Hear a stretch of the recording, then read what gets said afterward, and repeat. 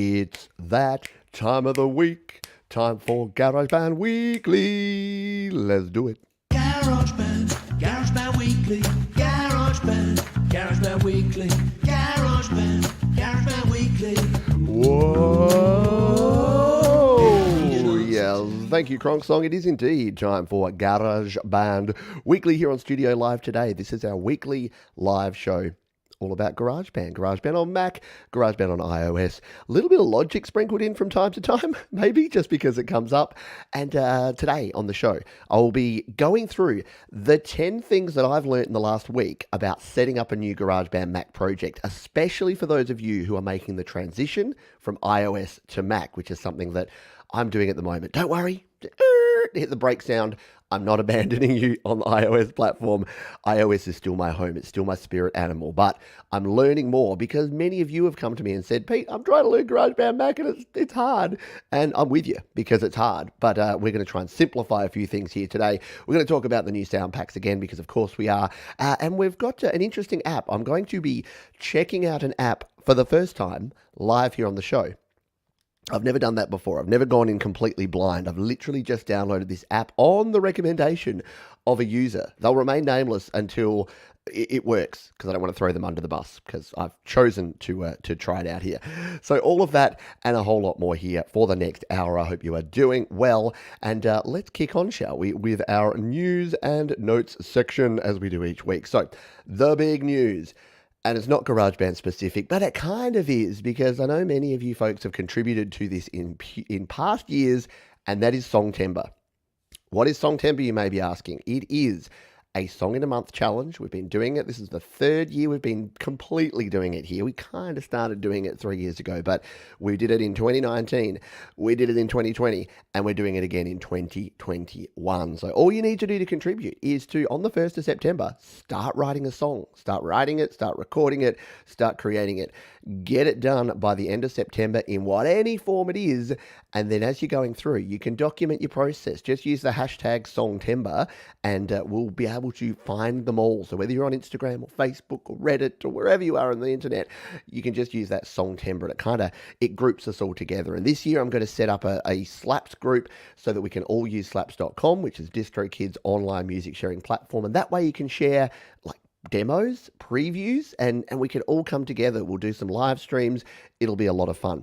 Why is it so important to have this? Well, it's so much easier when you have a community of people around you. When you are not the only one doing something, it makes it a heck of a lot easier to actually get creating because it can be hard. It can be challenging to actually get stuff done. And when you're alone, you kind of feel like you're a bit lost in the forest. But when you see that other people are maybe struggling, maybe other people are doing things that they can then pass on that might work for you, that sense of group accountability kind of kicks in and it makes things a lot more easy to get done and nicer to have people around you. So that's thing one in the news here today. Thing two, I want to talk about the GarageBand sound packs again. I know I've been talking about these a whole lot. They've been the topic. I've got to find my GarageBand iOS now. Where are you, GarageBand iOS? It's decided to stop reflecting here. Hold the line a moment. This if you watched yesterday's happy hour, I started the show and then immediately everything didn't work. So the green screen was still on. The guitar didn't have a battery, so it started phasing out, and yeah, it was fun times. So today looks like it could be similar, but we'll see. All right, so the new GarageBand sound packs, again, if you haven't been around the last few weeks and you've missed out on these, they are super cool. Look, we've got GarageBand on top of GarageBand action all around. But if you've missed out on these, jump over to your sound library. There's a whole bunch of new packs in here. You've got the Dua Lipa, Lady Gaga, Mark Ronson, and then you've got all of these artists. And one of my favorites is actually the Mark Lettieri, because this has got some pretty epic guitar sounds in here, as you can hear here. Yeah. Pretty darn cool. And the good thing is that don't just take my word for it, because our man Patrick over at the GarageBand Guide has also taken a look at these. Look, you can see that was me copying the link across so that you can take a look at it. There he is. See, if I put glasses on, no one can tell. That's why I can't wear glasses, because no one would tell the difference between me and Patrick. We also sound the same. Have you noticed that? So Patrick over at the GarageBand Guide, go and check out. I reviewed this pack as well, but go and check out Patrick's review because we love Patrick and he's always got a lot of good things to say. Let's just have a quick look and a listen at Patrick over here. Synths. Whether it's stock sounds in the Alchemy synth or shiny new patches added in sound and producer packs, there is no shortage of amazing sounding synths in GarageBand for iOS. However, do we have guitars, Patrick? We do have guitars. So Patrick does go on, not to spoil it, but Patrick does go on to tell us about the awesome new guitar sounds that we have in the Mark Lettieri sound pack here in GarageBand iOS. So go and check it out. And don't forget, maybe I should try this today in my GarageBand Mac lookings, but don't forget that if you're trying to get those sounds into Mac, let's go Sound Library. I think you just go GarageBand Guide Sound Library Hack. There you go. So just search GarageBand Guide Sound Library Hack, and there you go. He's got 2 videos on it, in fact. It's such a good tip. He showed it twice. So one from a year ago, one from more recently. So actually 3. 3 of them. Maybe I need to make a video as well, Patrick. So we're going behind the curtain. Watch the most recent one because this will help you with these new packs. And basically all you need to do is throw one of the sounds from any of these packs into your GarageBand iOS project, open it in Mac, and guess what? To give you compatibility, it downloads that entire pack. Why you can't just download the pack without doing the hack, I don't know. The pack and the hack and the sack. Who knows? But that is something that you can do if you so desire. And the third thing, the thing 3 that I'm going to talk about here this week, is something very cool. So you may be aware that I have a course. In fact, if you don't, today's show is brought to you by my course, which is my GarageBand Beginner's Guide. All you need to do is go to studiolivetoday.com/courses. I'll show you what it looks like when you go there. studiolivetoday.com/courses. It will jump in here and you'll be able to take a look at this. This is my GarageBand iOS Beginner's Guide. It is just $10. That's right, 10 American Freedom Eagles, and you can have this in your hot little hand. And it's 5 hours of curated content, fully. In fact, let's jump over to take a look at a video that Retrieve actually did. So Retrieve have done Retrieve are the company that I use to create the course, and they were the ones who reached out to me, and this is the video. So I've already shared it here on my creator, what do they call it, community tab. So this one here, oops, I've added it to a queue. Close. For someone who uses YouTube on a daily basis, you'd think I'd be better at that. So they actually did a little interview with me, and you can watch that video. It's linked down in the description, but let's just take a little quick look at it right here, shall we? Probably the biggest fear or the biggest challenge being an entrepreneur is that you're by yourself. So when you're a creator and when you're creating videos and educational content, it all comes down to you. So as opposed to working for a big company, or it really does. And so you can go and check all of that out. We'll just skip here towards the end. You can watch, it's only about a 5-minute video. You can see that it's very well edited. Clear that I didn't edit it.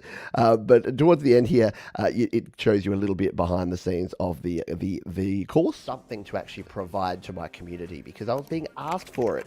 And it's one thing to create a bunch of free YouTube videos and tutorials. I love doing that and I'll never stop doing that. But having the ability to just have everything in one place is fantastic. It is indeed. So you can go and check that one out again if you go to studiolivetoday.com/courses. If you want to watch the video, the Creator Spotlight, huge thank you to Retrieve for doing that. And again, as I said, you can tell I didn't create it and didn't edit it because there's lots of B-roll footage and lots of cool effects and sounds and music and things that I don't usually put in my videos. But yeah, you can see there a little bit behind the scenes of the guide. You can go in there and you can check out all the little videos. You can go in there and search it, and it's in different languages and all sorts of things. So very, very cool. If you're starting out with GarageBand, or if you know someone in your life that is GarageBand curious, that they're getting into GarageBand, then it could be something cool to check out. So that is our news for the week. Don't forget Songtember coming up. Make sure you go in and check out Patrick and his reviews of the new sound packs in GarageBand, and go and check out me on the Retrieve channel. Leave a comment there. Tell Retrieve that I sent you. Say, I just was watching Pete and he told me to come and watch this video. Don't do it now because you'll miss the rest of the show, but do it after the show. Hello to the wonderful folks who we have here live on the show. If you're here live and you've got any questions, don't forget we are interactive, so you can ask your question. Just throw the word question in front of your comment and I will try to answer your questions. If you're here on the replay, don't worry, just drop your question down in the comments. I'm always down there. I pride myself almost to an extreme obsessive compulsive level in answering every question that is put here on the channel. So If you have a question, yo, I'll solve it. Check out my hook while the DJ revolves it. Ice, Petey. Hello, Joe Glenn. Hello, Thomas Christ. G'day, Gary O'Sullivan. Mark Bros in the house. Gary Hubbs, hope you are doing well, my friend. The one and only Thomas Christ. Yep, there you go. He's coming to the party there, of course. Deep Gravity over there in Melbourne. Shout out to my friends in Melbourne, Sydney, Queensland, ACT. Basically, the eastern half of Australia is locked down at the moment. The central, where I am, and the western is okay for now, until it bleeds across again. So we'll see how we go with that. Hello, Dwight Bailey. Hello, Russ. Hope you're doing well. I'm wearing my Delicate Giants t-shirt here today, which Russ very kindly sent across the pond for me, which is very cool. Hello, Adorbs. Hi, how you doing? Hello, Peter. Oh, no, I'm in trouble. What did I do, Russ? Did I do something wrong? Am I not wearing your t-shirt right? I'm in trouble. And hello, Brad. Example. Setting a good example? Usually not. Sorry, Brad. Oh, you made me pop my peas in my microphone. Let's continue on, shall we? Because we've got a whole heap to talk about here. And what I thought I would jump into, and I put the 5 beginner tips for GarageBand Mac, but I'm actually changing it right now to 10. There you go. You're getting double. Is when you're starting out with GarageBand on Mac, especially if you're coming from GarageBand iOS, there's some differences. And I've been playing around for the last week and discovering all those differences for myself. And I thought I would show you what I've learned, because there's some things here that kind of tripped me up and I wanted to share them here now.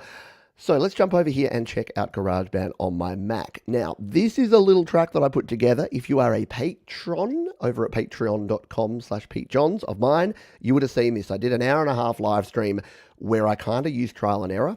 Some of the wonderful folks who are patrons here on the channel, who you can join if you like, did help me out with this. So shout out to all of the folks that were there on the live stream helping me learn this stuff.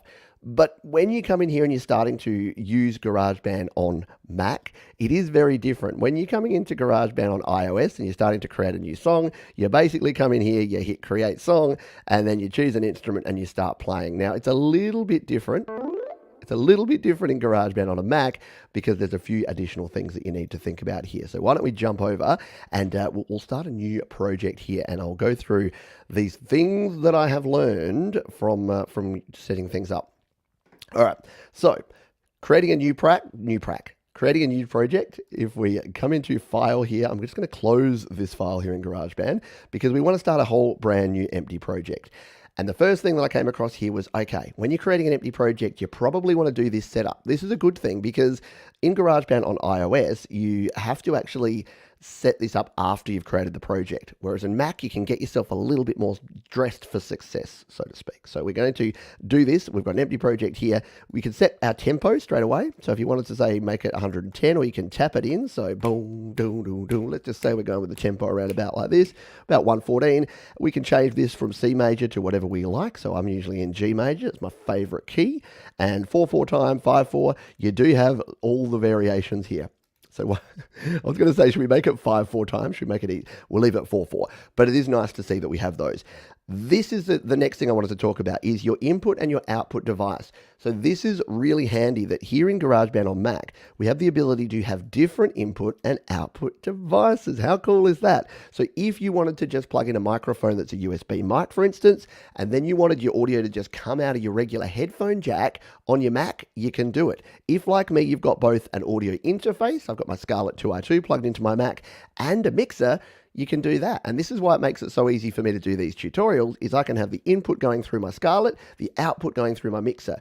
And if you had two different interfaces, you could do exactly the same thing. Now, keep in mind, you can hit some latency things because you're obviously using two separate USB devices. So do keep that in mind, but we're going to leave it that way for now. So we've got that all set up. We're going to hit choose, and we've got ourselves a new project. We're opened up into a new project, and we get to choose what sort of track we put in here. So I'm just going to put in a software instrument track to start with. So we can select it here. And as you select each different track, it gives you different options down the bottom there, which is important to keep in mind. Software instrument track, hit create, and we're ready to start creating. Now, I wasn't going to cover it in this one, but you can see here we got this musical typing keyboard. So we could actually type there. Let's turn the volume up so you can hear it too. And it's put us into our default electronic piano here. Now, to get this typing keyboard up here, it is just Command K. I'm pretty sure there's a menu option up here. I haven't learnt it yet. Command K. I think it was Dean Davis or Patrick at the GarageBand Guide. I've been watching me some videos, so I think that's how I learned that we had that there. So, the next thing that I normally do in iOS is I start looking at sections and regions. And if you've been following me in the iOS world, you'll know that I'm always banging on about this because it's so much easier when you're setting up a track to set it up into sections here. So we can set sections like this, and then you can make sure that, section A is your intro, section B is your verse, section C is your chorus. You can't name them because who knows why, but then it just makes it easier that if you then want to edit, you want to shuffle things around, change your order, you want to change the number of bars in each section, you can do all of this. We've lost it. iOS is getting sad because we're not using it anymore. Let's just bring this back up here in case we need it. But for the time being, excuse me, I thought it might do that. It's got this weird thing here in Reflector that every time you unplug it and plug it back in, it does that noise. So apologies. We'll get back on track in just a moment. Hold, please. Your call is important to us. All right, we're back, and that's all working. Cool. So let's go back to our Mac. Come on, Mac. Get out of the way. There we go. So we're back to our Mac. So in the Mac, on the Mac, we don't have sections. And I got really confused with this to start with until some very wise people told me that there is something here called an arrangement track.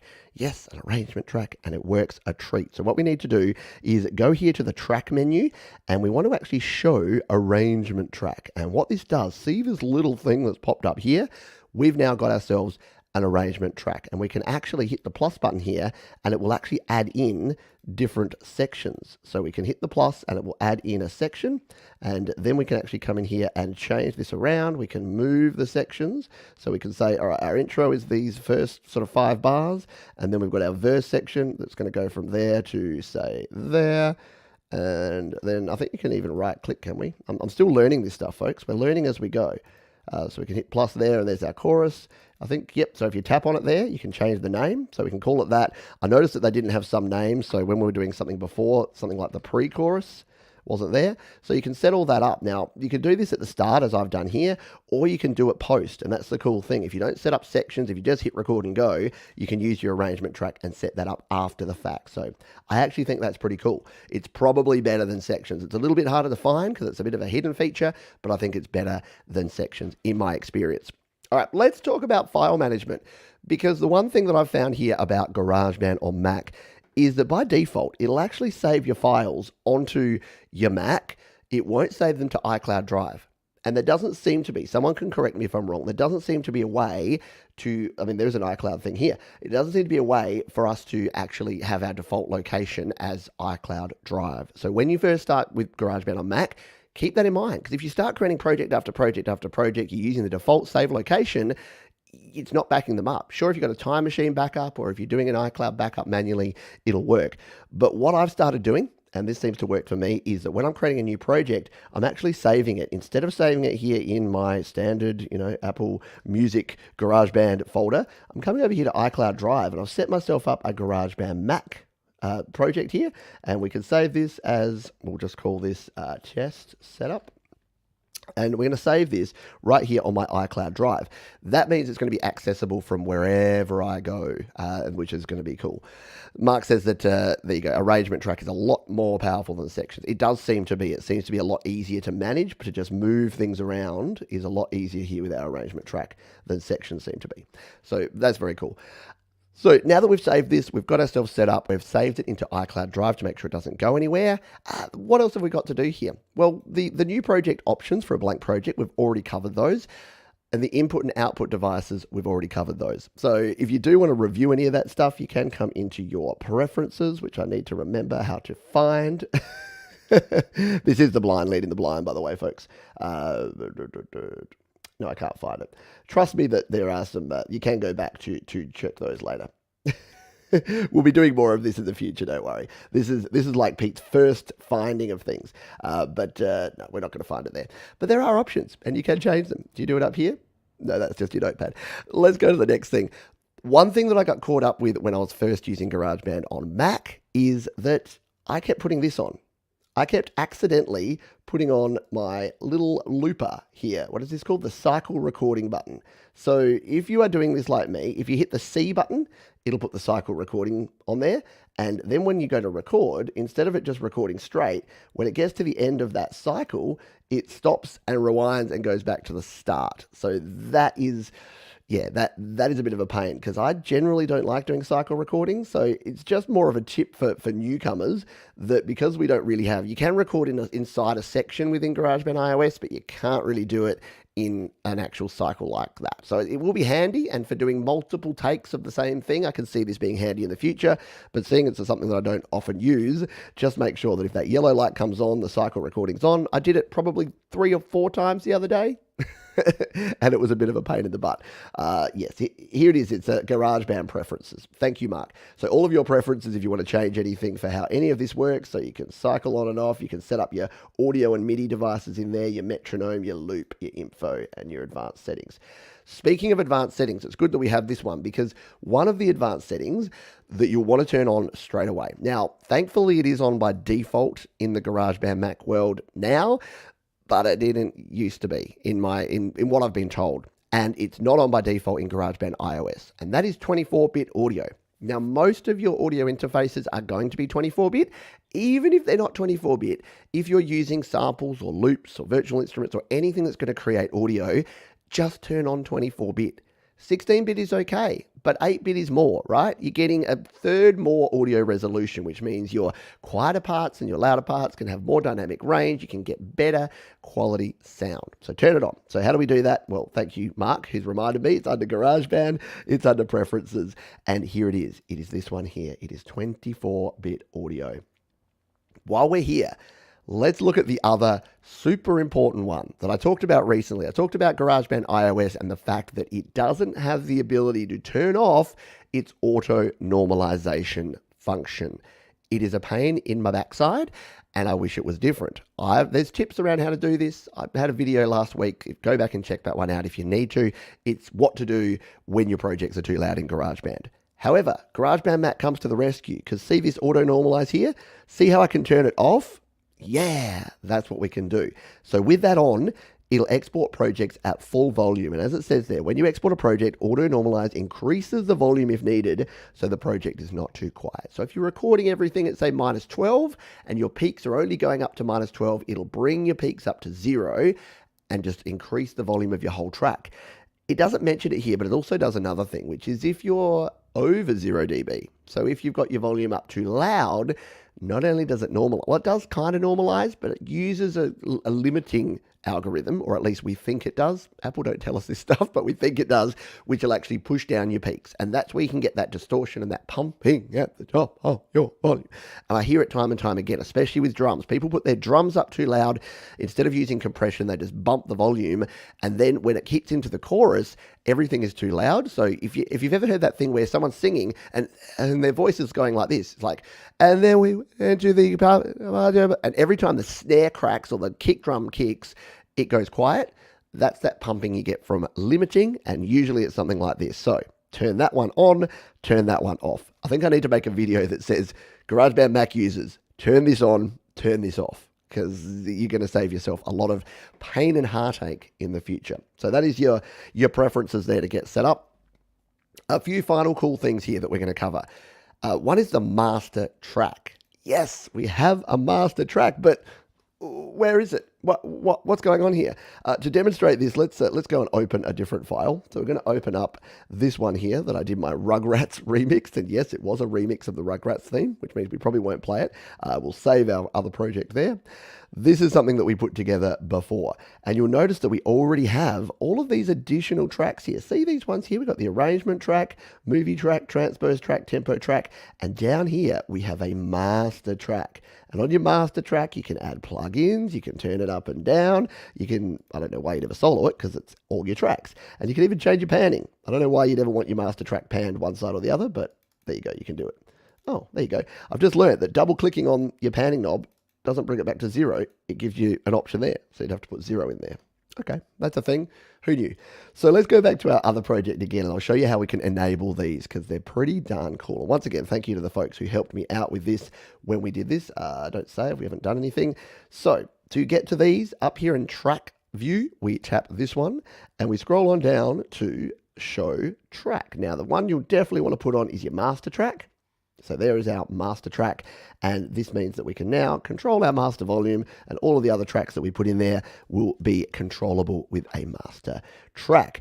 What I might do is let's open up my murdering time just so I can play something. Let's not save that. Just so I can play something and show you, because otherwise, yeah, I'm going to probably get a copyright claim from the Nickelodeon people. Don't mess around. Klasky Chupo.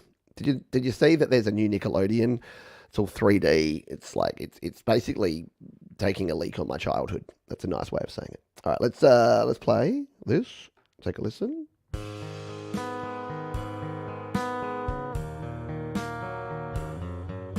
So that's pretty cool. But let's just say that when we come down here,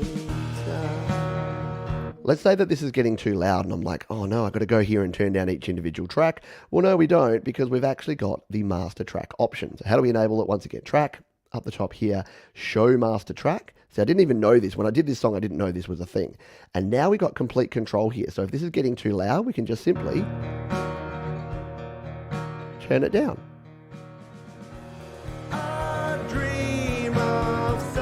Pretty cool, huh? So it gives you the ability to do that. But then, of course, you can add things like, and it's already got in here, like a limiter. We can throw a limiter here on, turn it on. We can throw a limiter here on our master track. So you can do some basic mastering right here in the original project without exporting, without doing anything else. It's all right there at your fingertips. So I think that's pretty darn cool to be able to do all of that here. And if you don't want the master track anymore, can we mute the master track? I guess not, but you could just turn off. Like, it doesn't actually do anything. So if you just turn off the EQ and the limiter, then yeah, you're back to. I'm so not going to get used to that, which is the having to, when you just want to double tap to bring something back, it gives you a number, which is cool. It gives you more flexibility, but I'm so used to just going, oh, back to 0, double tap. No, just got to enter 0. Have to have my keyboard handy to keep this done. Let's go to the last couple of things here. Your transpose track, which is pretty darn cool. If you go to track here, we can actually go show transposition track. And look at this. We can actually transpose. And now this will only work with your virtual instruments. So if you're doing a track like this that's got recorded instruments as well, probably not a great idea. But you can actually add in transposition points to actually transpose your tune. And the other one that we have here, this is pretty cool, is the tempo track. So under track, show tempo track, we can actually add in tempo changes in here. So check this out. We can not only add in changes like that, where it goes from one tempo to another, but we can even ramp the tempo. Look at that. You can ramp the tempo from, say, 112 to 125. So if you ever wanted to create a song where it changes tempo as you go along, that's exactly what you can do, which is cool. Final tip that I'll show you here is, don't forget, Command Z or Command Z is going to be your friend. Just like the undo button is your friend in GarageBand iOS, Command Z or Z is going to be your friend here in GarageBand Mac. Because if you do something and you do something wrong and you want to reverse it, Command Z and it's reversed. You might have noticed there's also a movie track and the arrangement track, of course. We've already shown the arrangement track. The movie track is a little bit above our pay grade here today of integrating movies with that. Automate your tempo. How cool is that? That is pretty darn cool. Automation of tempo. So I kind of want to just create a track that just gets faster and faster all the way through just to play around with that. Yeah. Yep. GB Mac has a tempo track. I know. This is stuff that I was finding out, and it's very, very cool. All right. Final thing that I'm going to mention here, and that is scrolling. So in terms of what is hard for me to get my head around, scrolling and zooming is one of the things. So scrolling up and down, I got my scroll wheel on my mouse. That's pretty cool. Zooming, however, I was trying to find a way to zoom with my mouse or to zoom in and out. You've got your zoom option up the top here. That's pretty cool. That does all right. But when you're just sort of moving around, moving your mouse pointer coming up to there, it's just a bit of a pain in the butt. So the one keyboard shortcut that I've learnt so far is to use your command and your left and your right. So if you hold down command and you go right, it'll zoom and it'll zoom at your playhead. And if you keep zooming, you keep hitting right, it'll zoom you right down. And if you hit the left, it'll go out. And you can, of course, hold it to zoom out and hold it to zoom in. So it gives you one step and then pauses for half a second and then zooms the rest. So for me, if you're like me and when you're running around here and you're trying to get your things sorted and you're like, oh, I need to just cut that bit, you're like, oh, got to go all the way over here and do that business. Well, no, if you're on your keyboard, just grab your command key and hit the right button, and then you're going to get right into here. You can do your fine little edits and your little tweaks, and then you can zoom back out by just holding the command and left. So I've found that the zooming is a bit of a pain when you've come from something else. So I came from Reaper and then I went through GarageBand iOS. Coming to GarageBand Mac, it's been hard to learn that. I'm sure it'll come to me, but we will get there in the end. There you go. That is my learning experience so far here in GarageBand Mac. If you want to follow the journey, I'm doing sort of the more deep dive stuff over on Patreon, and then I'm coming and sharing what I learn over here.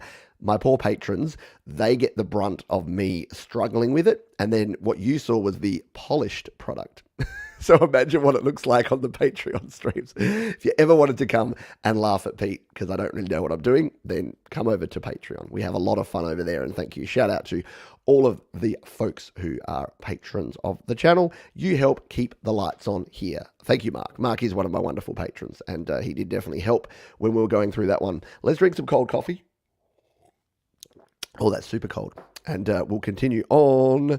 Yes, I was a Reaper man from back in the day. Reaper was too complicated for me. So I'm trying not to be too critical. As I'm using GarageBand Mac, I'm trying not to be too critical because my biggest criticism of Reaper was it was actually too customizable. There were too many options. It was too able to be changed. And the one thing I love about GarageBand on iOS is that it's kind of locked down. Yeah, the limitations are frustrating sometimes, but it's the limitations that make you work around it and make me not lose my ever-loving mind with all of the different things that we can do.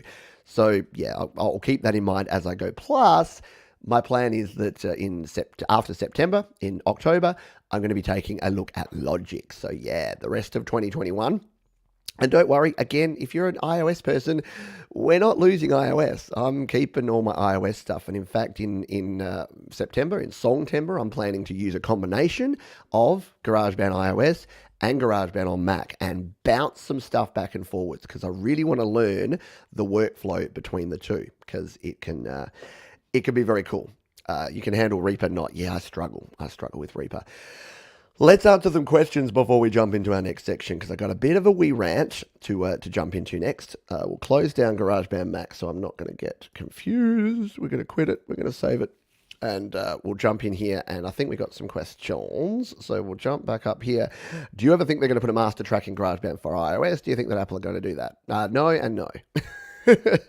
I hope so. All I can say about that is I've suggested it. If you've got a feature request like that, go to Apple. Tell Apple. Like, we can have conversations here amongst ourselves, but it's probably not going to do anything. The best way is to go to the actual Apple forums, go to the actual Apple feature request, the bug reports, if you think it's a bug. Speaking of bug reports, did you know they've actually removed the ability to do the cool trick where you can turn a drummer track into a drum track. Yeah, I'm sure it's fixing a bug that's happened, but yeah, it's a pain. So GarageBand drummer to drums. I haven't tried it personally, but I've had literally 5 people in the last week comment on this video saying this doesn't work anymore. So if anyone has verified that, I'm going to have to come in here and edit this and just put something on the thumbnail that says no longer works, which sucks because it was one of the coolest things. You could take a drummer track and you could convert it into a drum track. So you could take the yellow drummer track and turn it into a regular green MIDI drum track. Apparently, doesn't work anymore. So apparently Apple fixed that particular bug.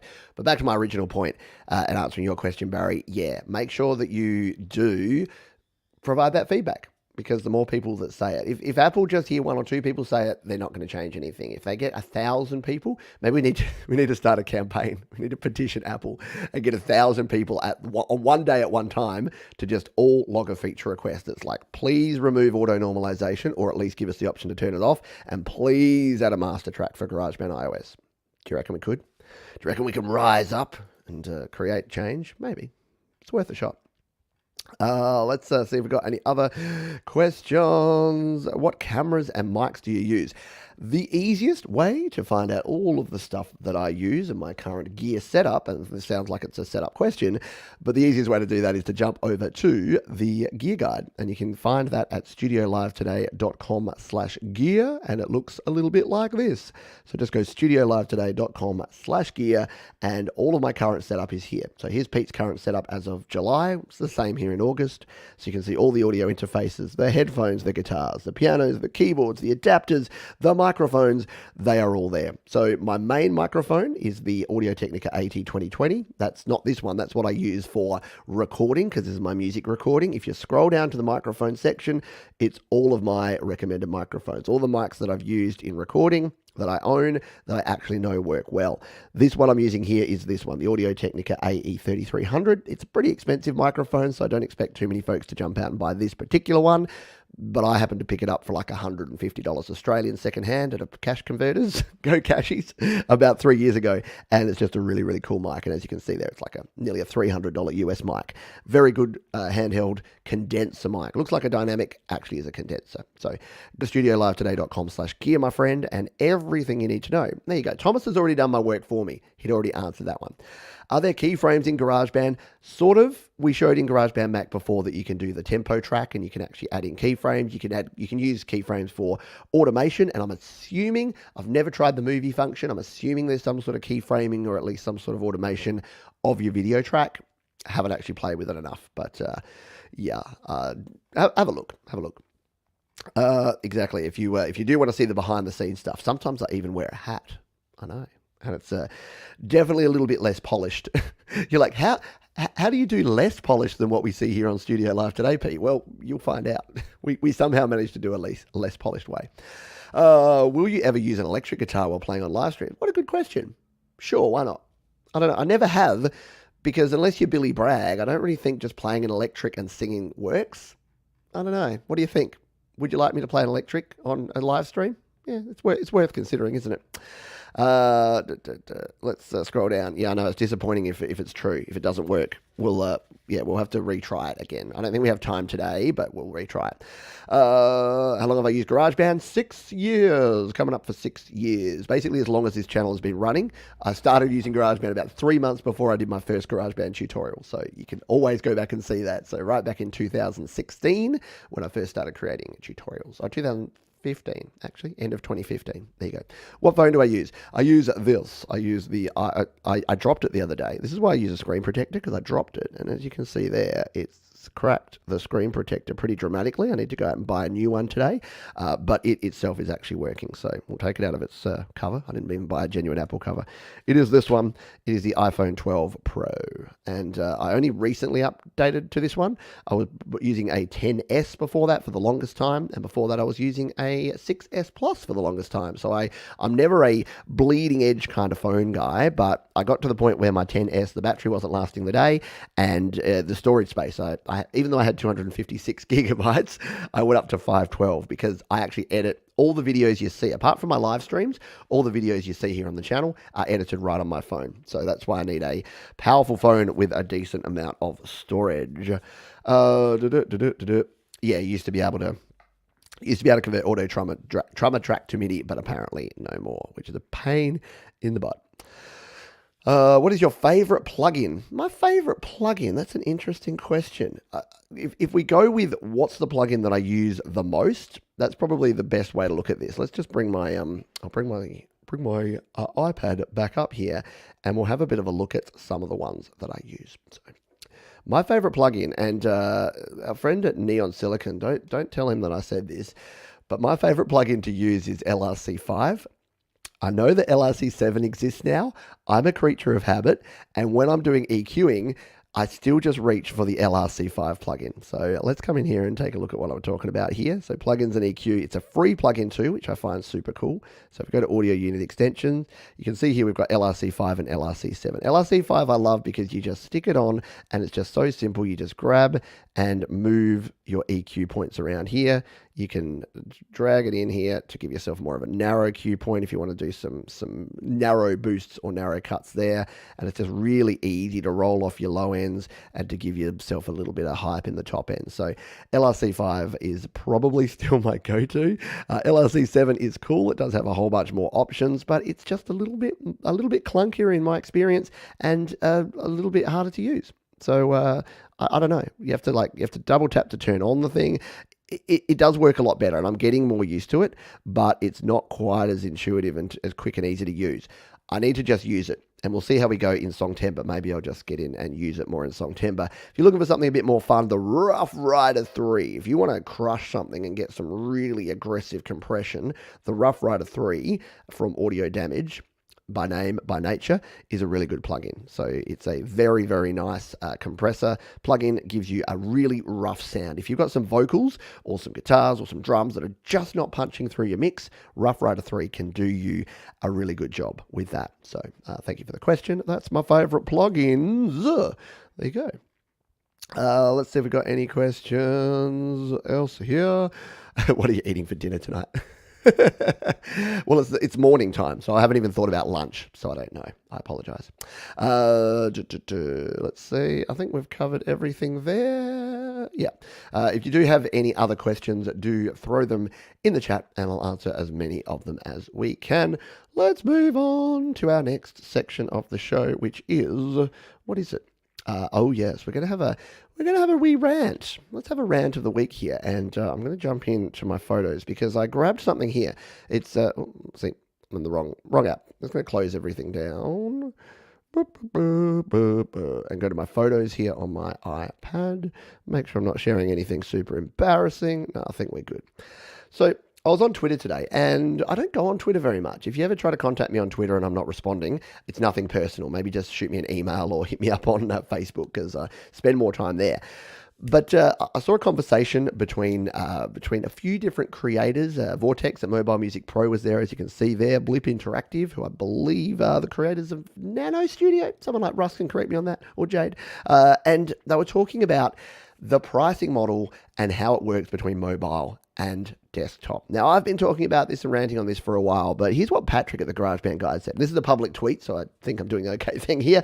So he says, I think there needs to be an iOS app pricing rethink. Big companies like Clefgrunt or Eventide can afford to charge much less for identical versions of their desktop plugins in iOS, but it makes it harder for the smaller iOS-only developers to charge what an app is worth. So I'm going to have a rant on this, but I want your opinion. If you're here live, let me know in the comments. If you're here on the replay, throw it down below in the comments and let me know what you think. Here's the controversial question that I'm going to throw out here. Are apps and plugins on iOS too cheap? You're a consumer, most likely. Some of you are developers, maybe some of you are a little bit of both. But as a consumer, do you think they're too cheap? And I ask that question because as a developer, you need to keep the lights on. I talk about it around here, and there seems to be this thing within music that, and you can blame the Napster generation, you can blame piracy, you can blame whatever you want, but there seems to be this whole like, oh, we're creators, we're creating music, we shouldn't have to pay for things. Not everyone has that view, but I definitely hear it far too often. And the thing is, if someone's pouring their heart and soul into creating a really cool product, and then because the market forces them to, they can only sell it for $2.99 when it's actually worth at least $9.99 or probably $19.99, maybe even $50, let's be honest.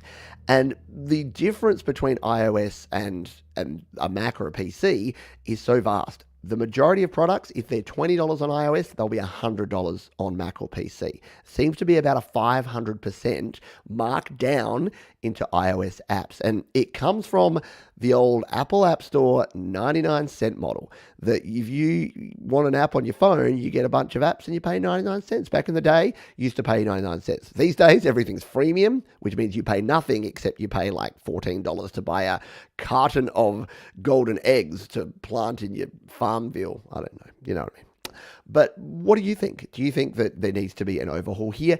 Are desktop apps too expensive?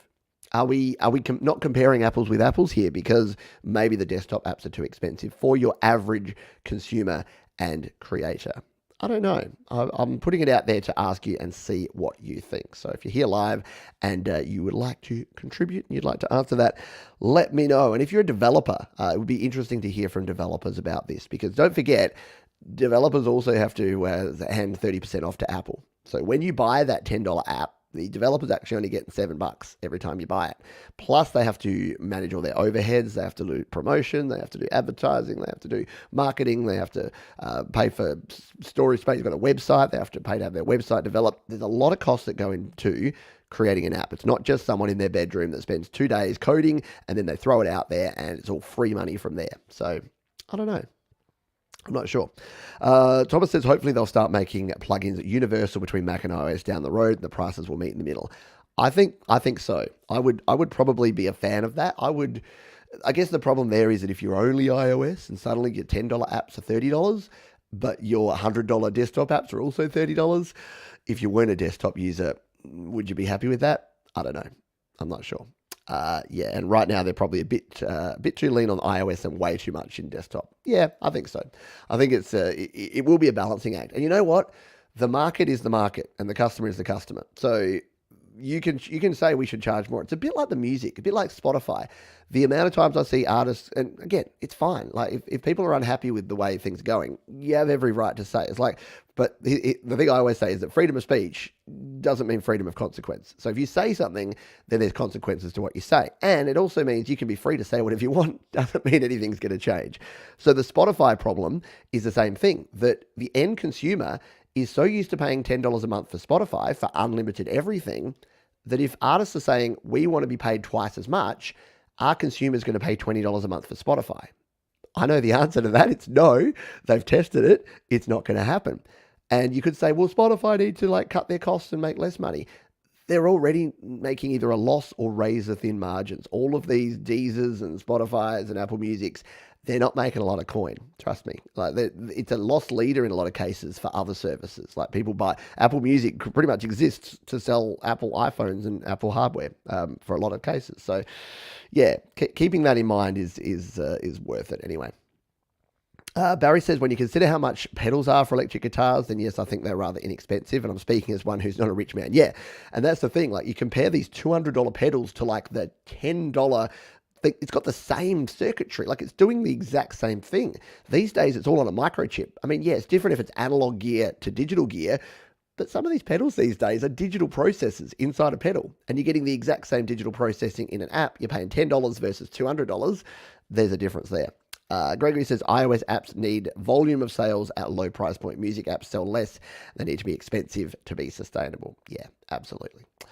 All right, enough ranting on that one. Let's move on to our tip of the week. And actually, I'm going to load up GarageBand here on Mac again to go with our tip of the week. We'll cover up Patrick's face with GarageBand. There you go. So the tip of the week here, and this is something that I have to do. It is to learn your keyboard shortcuts. Now, earlier in the show, I showed you the fact that you can use the zoom, you can use the command key right and command key left to zoom in and out. Now, in order to find that, what did I do? Well, I came in here to the help option and I searched for it. I literally searched keyboard shortcuts. I spelt it correctly, of course. And here I went. I went main window, keyboard shortcuts on Mac. It opened up this little pane and it started telling me all the different keyboard shortcuts. So I learned, for instance, that the R button here will start our recording. There you go. That's an easy way to start recording. Obviously, Control Z we'll be using quite a bit. Command Z. Why is Command Z doing a screenshot? That's weird. I don't get it. Okay. But yeah, you can use Enter for starting playback, 0 to stop playback, a whole bunch of stuff. I wanted to find Zoom, so I just searched within the search, and I searched for Zoom and hit Enter. And here it was. I thought it was there. No, I didn't do that. You know what I did? I actually went the command F and I searched zoom here. There you go. And then I found this one, horizontal zoom in and out, command left arrow, command right arrow. And then you've got page up and page down. So function up arrow, there you go. Also used with page up if you've got that. Page down, page left, page right. So there's a lot of cool things in here. Creating a new track is option command N. New audio track is option command A. So these are the sort of things that I'm going to have to learn as I learn how to use GarageBand. Well, I'm still playing the track there. So what is it? Option command A. boom, new audio track. Like, how much quicker is that? We'll just delete that. How much quicker is that than having to even go down here and go right click, new audio track? Option Command A gets it there straight away. Very cool. So keyboard shortcuts when you're using a desktop DAW can definitely be the dud deal. Yeah? I don't know what I'm saying anymore. When you get towards the end of one of these streams, it always gets a little bit weird. How do you kill the humming of the pedals? Yeah, so noise gate can actually work quite well for that. Let's have a quick drink. So if you are using a pedal and you're getting that humming kind of sound, a couple of things you can do. Sometimes if you change the angle of your guitar, I know it sounds weird, but it actually does change things because sometimes the signal coming through is getting some interference or getting some background noise. So you can just sort of move yourself sideways and that can actually remove some of the noise and the hiss and the buzz. Or you can use a noise gate. And in fact, if you want a free noise gate, the Nembrini noise gate is actually super cool. Let's just see. Do I have my screen shared here still? We'll come over here. We'll send Patrick away. We'll go back to GarageBand. The Nembrini analog rack noise gate, I think it is a free noise gate and it actually works quite well on reducing, even if you've got vocals and things that have a bit of hiss, it removes them. It does a good job. So down here, Nembrini analog rack noise gate. The reason this is better than the GarageBand noise gate, yes, thank you, Nembrini, is that you've got a threshold, but you've also got a range here. So you can set your threshold here, but then you don't have to turn it down. Like noise gate sounds bad when it's either on or off. I know that's kind of what the whole point of a gate is, but what analog rack noise gate from Nembrini does is it gives you the ability to dial the range. So it just gently, it's like leaving the door a crack open. Anyone got kids? You need to leave the door a crack open so a little bit of light gets in. You don't want to close the door, the kid will freak out, and that's the equivalent of it turning it off and on. But you don't want it wide open because then all the light's going to come in and your child's never going to sleep and then you're going to ruin your day.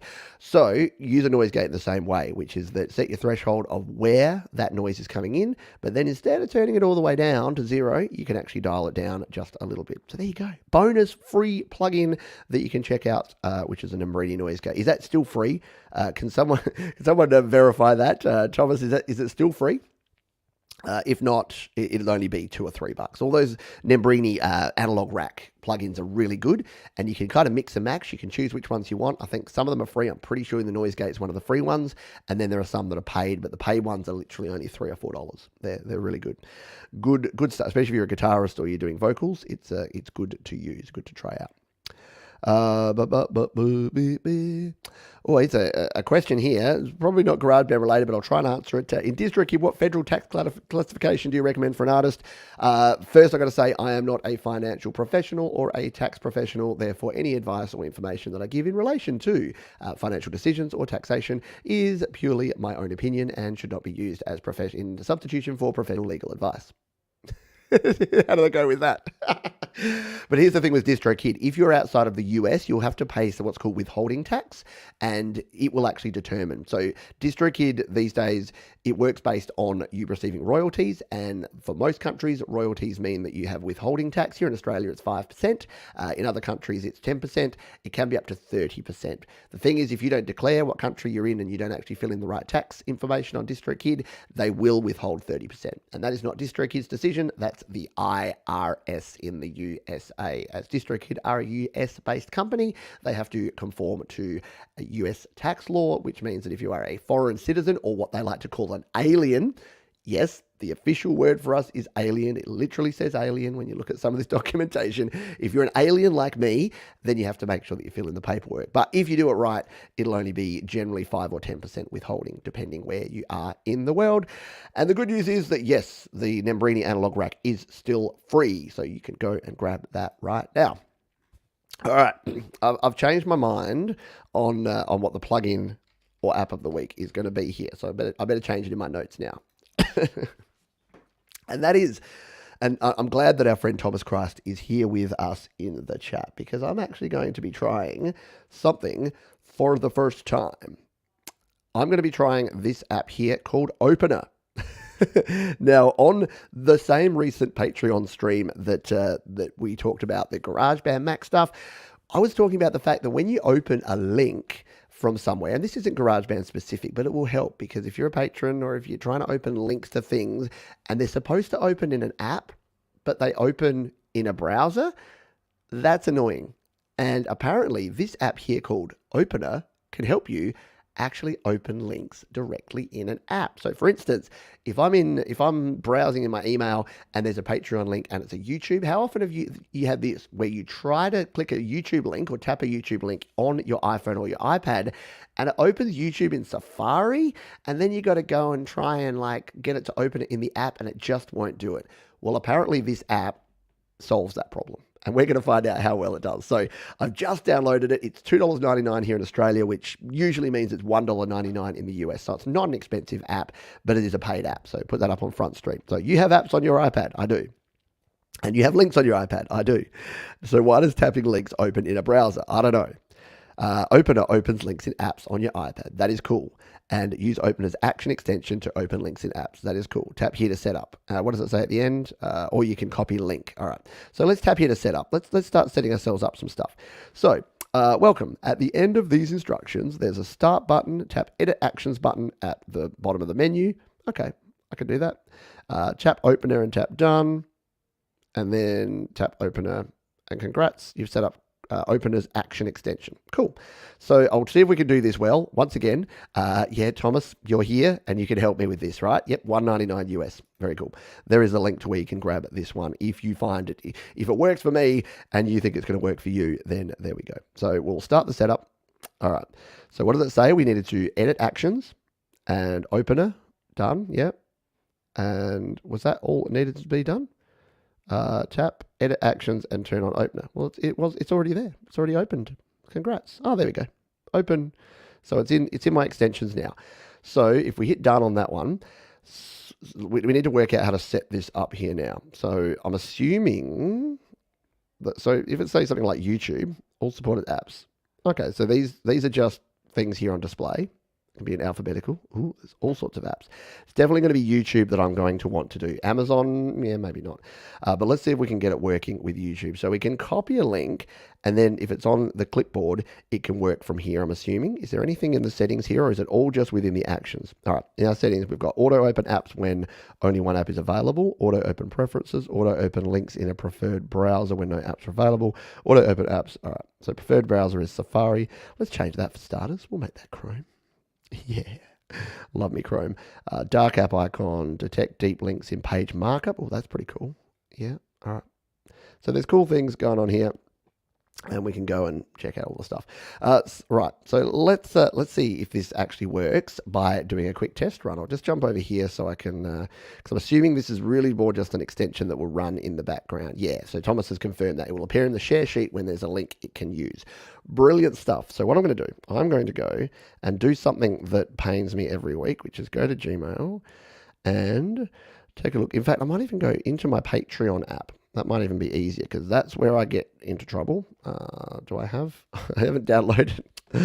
See, this is a bit of a trap. I haven't downloaded Patreon in my iPad because I only use it on my iPhone. So let's instead, we'll go back to Gmail because I reckon I'll be able to quickly find a, I'll quickly find, oh man, I'm because I don't use the same things here. I might have to switch over to my iPhone to try this. So bear with me a moment because I'm going to open the App Store and I'm going to download this on my iPhone and try it from here because I don't have any of the stuff that I'm normally doing.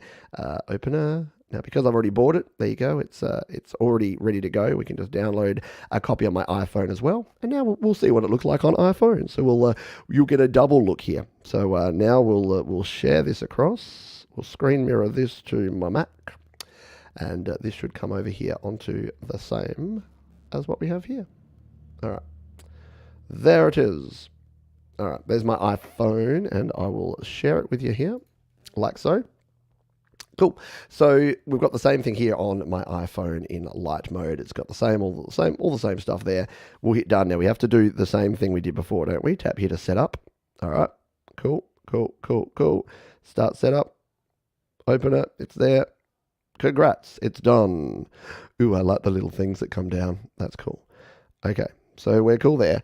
I'm just going to jump over to here, and this is why you don't do things live, folks. You learn how to use it first, but we'll get there, because this is what I do every week, and I wanted to test it out here. So if I came over, and I'm just going to search out Jade Star, because it's Jade's pesky streams that I can never open in the right spot. So we'll just go to this one here, which is one of Jade's show. So if you're not a patron of Jade Star, then you probably should be, because she's cool.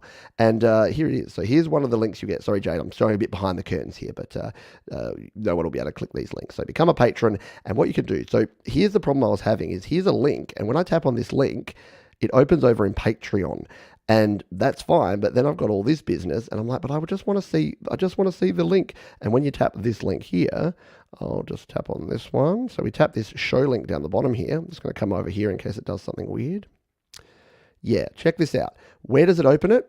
It opens in YouTube, but it opens here in this random browser tab, and that's not what we want, right? We don't want it to go to youtube.com. I don't want to open here and watch here. So let's see if Opener is actually going to work for this. So we'll go back to my Gmail, and if we tap and hold on this maybe, and we go share, it should bring it up in our share sheet, right? And then Opener should be one of our options. Is that what we're doing here? What have I got? Have I done something wrong here? Opener, it's right there. It's right there in front of your face, Johns. So we'll hit Opener, and then open link in YouTube. Open in YouTube, okay. Boom, there we go. It's connected, and we can start watching the show. There you go. So is there, Thomas, a way that we can just set it so that when I tap the link, it'll always do that? Or do I have to go to the share sheet every time? I don't care. It's still so much better. But yeah, it's... So yeah, that's ready. That's ready to go. Ready to start playing, and we can see. I'll take a quick look. There's Jade's stream. Just playing Patreon exclusive content. Jade, there you go. There's Jade. Just going along. So that is cool. That's worked well, and we'll come back over here. We'll go back to Patreon. So if we're here in the Patreon again, we'll hit done on there. So it's going to help you avoid these problems of when you're in random apps, it's not going to actually do that. You have to go to the share sheet. As far as I know. Okay, so you do have to go to the share sheet, but that's cool. It's still so much better. So if we go back, I'll just come off the screen here again. I just want to make sure that I don't share anything that I'm not allowed to share here. So if we wanted to do that directly from the email, so Jade's actually smart in that she puts the links here, not just to the Patreon one. So if you tap that image, it takes you to Patreon. But if you've got a link down here, so if we wanted to come in here and actually go directly to the show link, let's tap and hold on this one. We'll hit share. You know what you should be able to do? And then we'll hit opener, open link in YouTube. It's still pretty quick. I'm not going to lie to you. I'm still pretty impressed with that. What you could actually do with this is you could set it. Could you set a shortcut to automatically do that? If anyone can do it, it's Jade. So Jade, I challenge you to help us out. And if you can set something so you can use shortcuts and open it in conjunction, I could just see a cool thing where every time you tap a link that has the YouTube link, it then opens shortcuts and sends you over. I don't know. What do you reckon? Hopefully. Cool. So thank you. Does Open allude to do it every time? It doesn't seem to. So that's probably the key thing here that I would love. But it is nice that instead of, because what I'd have to do before is I'd have to open it in Safari, wait for the show to start, and then it would go into my watched list, or I'd have to like it or add it to my watch later. I'd then have to manually open the YouTube app, manually go over to my watched items, and then manually come back to it. So now that I know that there is an app that for only a couple of bucks can actually solve that problem, I will be recommending it to other folks. I bet you could use a shortcut beyond my capabilities. Jade's going to work on it. So thank you. That would be cool. So we are at the end of the show, and the only thing to say is that if you did enjoy this, please give it a thumbs up. Please do that action on the thumbs up button if you had fun here today. Don't forget that, if you want to see more behind the scenes stuff, do head over to the Patreon channel, patreon.com/PeteJohns, and you can join my Patreon. And in fact, I haven't planned this yet, but I'm actually going live straight after this one over on Patreon. So in about 5 or 10 minutes. So if you join up really fast, you can come and join us over there. Don't forget as well that we have the course available at studiolivetoday.com. garagebandweekly.com/courses, and that is my GarageBand Beginner's Guide. It's linked down in the description as well. Now, we will be back because on what is Thursday night for me, or Thursday morning, or midday, depending where you are in the world, we have a very cool episode of our Creator Town Hall. Now, if you've been around for a while, you'll know that our friend Sarah Newen is a bit of a live streaming guru, and she knows her stuff when it comes to live streaming and YouTube stuff. So if you come over here, that's her. And we're actually talking about a really interesting topic, which is making money as a creator. So there's something to be said here that a lot of people are like, oh no, you shouldn't make money. Music's all about, just sharing the love of music. And it's almost like a dirty word to say that you should actually make a living from your music. I do it. Plenty of people do it. And even if you're not a musician, but you're a creator, it's not always about just your music. And we're going to actually share a bunch of different ways and a bunch of different things you can consider. You may not have even thought about that you can use to make money from your music. To give you a bit of a sneak peek into that, about 5% of my income that I make from this channel comes from actual music. So if I tried to I would be a starving artist if all I did was sell my music or get royalties from my music. The actual music creation is a very small amount. What people want to see when it comes to me is the behind the scenes stuff. They want a course, they want the education, they want some access, they want other things, they want Q&As. So there are other ways that you can monetize without, selling your soul to the devil as well. Let's be honest. You don't have to do that. All right, that is going to do it for this one. Please, again, if you enjoyed it, hit that one. Jump over to the channel, to the website, studiolivetoday.com, if you want to learn even more about what's going on around here. And until next time, be kind to yourself, be kind to others, and keep creating. This has been GarageBand Weekly. GarageBand Weekly, GarageBand Weekly.